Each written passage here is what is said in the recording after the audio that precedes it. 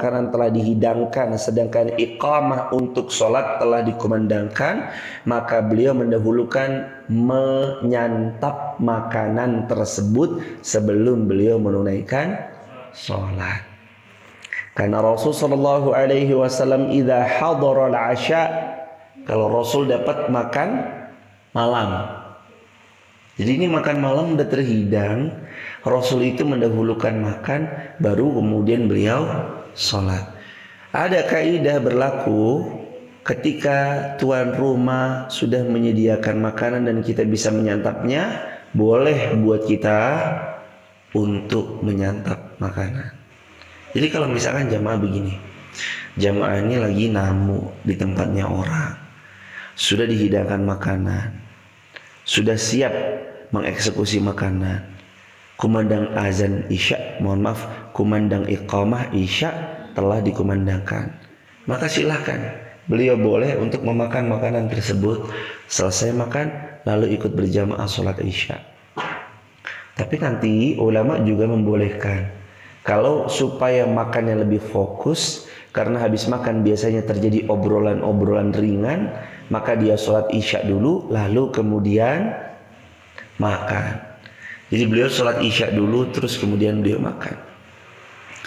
Anas bin Malik, beliau maghrib. Tadi kan kalau tadi isya, ini maghrib, maka beliau pun juga menyantap makanan tersebut sebelum kemudian beliau sholat maghrib. Dari Bunda Aisyah radhiyallahu anha sama seperti hadis-hadis di atas, Bunda Aisyah juga cerita dengan hal yang sama. Konsep Rasulullah ketika telah terhidang makan sedangkan bentar lagi qomat, maka beliau mempospon makanannya. Maka beliau mempospon sholatnya, beliau fokus makan dan diselesaikan makannya. Setelah makan selesai baru Rasulullah pergi sholat. Kalau misalkan contoh kemarin ada tamu di belakang, tamunya lagi makan sate, boleh tuh buat kita menunda walaupun ini udah kelap-kelip, tit tit tit tit. Ini tamu masih makan sate di belakang. Di sini ya, ini kan masjid juga nih. Sudah dihitung masjid karena ini sudah terintegrasi satu bagian daripada masjid nih, rumah belakang. Maka boleh qomatnya itu ditunda sampai makannya sang tamu selesai, itu boleh. Mafi muskilah. Dan kalau dalam hadis Muslim, niatkan untuk menghidupkan salah satu di antara sunnahnya Rasulullah. Rasulullah begitu makan, qomat lanjut makan. Lalu setelah itu orang-orang menunggu Rasulullah, karena tidak ada seseorang berani mengimami Rasulullah Shallallahu Alaihi Wasallam sholat sedangkan Rasulullah Shallallahu Alaihi Wasallam ada. Kan begitu ya. Jadi tunggu sampai Rasul makannya selesai, baru Rasul pergi maghrib ataupun isya. Lalu beliau sholat mengimami kaum muslimin. Jadi kaidah ini boleh. Gak cuma kemarin, besok pun kalau ada tamu, maghribnya kita suguhkan sate atau makanan yang beliau sukai. Lantas pas beliau makan, azan berkumandang, beliau masih makan, lanjut kemudian isya.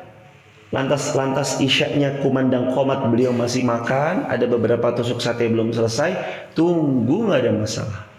Walaupun nanti ini udah berbunyi nit, tunggu, nggak ada masalah. Niatkan menghidupkan salah satu teladannya Rasulullah Shallallahu Alaihi Wasallam. Tapi yang tamu juga tahu diri. Jangan habis ditungguin nih jamaah udah siap mau sholat isya, makannya dilama-lamain sejam gitu. Wah ya ini juga. Jadi kesalingan itu harus ya jamaah. Kesalingan itu harus. Yang makan ya juga disegerakan makannya. Udah tahu azan ya langsung aja disegerakan. Ayo qomatnya isya, jarak antara azan dan qomat 10 menit. Ayo terus kemudian kita makan. Jadi begitu ya. Ini konsepnya. An-Nabi sallallahu alaihi wasallam an Abdullah bin Umar qala Rasulullah sallallahu alaihi wasallam idza wudi'a 'asha ahadikum wa uqimatis shalah fabda'u bil 'asha wa la ya'jalanna hatta yafrugha min. Kata Nabi sallallahu alaihi wasallam, Rasul sallallahu alaihi wasallam bersabda, jika makan malam telah dihidangkan, salat siap untuk didirikan, maka hendaklah dia dahulukan menyantap makan malamnya. Jangan dia terburu-buru menyantapnya hingga dia benar-benar menyelesaikan makanannya, baru kemudian dia menunaikan salat. Baru dia menunaikan sholat. Jadi tadi bicara kita adalah Rasulullah Sallallahu Alaihi Wasallam dan baju beliau. Rasulullah Sallallahu Alaihi Wasallam dan baju bergambar. Rasulullah Sallallahu Alaihi Wasallam dan makan malam beliau. Ya, ini juga termasuk bahasan kita. Bawahnya pun hadisnya sama, ini berikutnya juga sama. Aku dan Al-Qasim membincangkan juga hal-hal yang sama. Rasulullah Shallallahu Alaihi Wasallam bersabda, tidak ada salat ketika makanan telah dihidangkan, tidak pula orang yang sedang menahan sesuatu dari buang air kecil maupun buang air besar. Dalam hadis Muslim, baginda Nabi Shallallahu Alaihi Wasallam bersabda, la salata bihadratit ta'am. Tidak ada solat kalau makanan sudah tersedia. Artinya bermakna makanannya selesaiin dulu.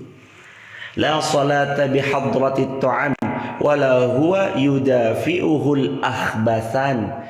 Tidak ada solat jika makanan telah disajikan, kecuali kalian dahulukan memakannya baru kemudian kalian sholat. Wala huwa yudafi'uhul ahbasan. Tidak pula ada sholat bagi orang yang menahan buang air kecil dan buang air besar. Maknanya kalau orang udah tahu dia mau buang air kecil, buang air besar, dia tidak sholat dulu, kecuali buang hajatnya dulu. Lepas selesai buang hajat baru dia menunaikan sholat. Ini hadis Muslim dengan sanad yang sahih. Nabi sallallahu alaihi wasallam bilang, la salata bihadratit ta'am. Tidak ada salat kalau makanan sudah disajikan, kecuali kita makan makanan itu dulu baru salat. Wala huwa yudafi'uhul ahbasan. Tidak ada salat juga bagi orang ahbasan, yang menahan buang air kecil dan buang air besar. Jadi begitu ya jemaah. Kalau dalam sholat gimana? Dalam sholat kok tahu-tahu kebelet tuh gimana? Ini boleh untuk dia membatalkan daripada sholatnya, dia buang hajatnya. Boleh kok. Bahkan imam aja tuh boleh membatalkan sholatnya, nanti digantikan daripada orang yang ada di belakangnya. Jadi jamaah kalau pas kebelet langsung kamar mandi, tunaikan hajatnya, selesai gabung lagi sholat. Soal pahalanya gimana? Allah tahu bahwa Anda niatnya sudah ikut rombongan daripada takbiratul ihram imam yang pertama, meskipun ada uzur syar'i bicara tentang buang air kecil ataupun buang air besar, Allah tahu akan hal itu dan Allah maha sempurna pembalasannya. Ini nggak usah khawatir, dibalas sempurna sama Allah Subhanahu wa taala. Dari Abdullah bin Atiq dari Aisyah radhiyallahu anha sama, hadisnya pun sama. Kata Nabi sallallahu alaihi wasallam, la salata bihadratit ta'am. Kalau makanan telah tersajikan, kalian itu makan dulu, tidak sholat dulu. Makan selesai baru kalian sholat. Wala huwa yudafi'uhul ahbathan. Tidak ada juga sholat bagi orang yang menahan air kecil, buang air kecil dan buang air besar.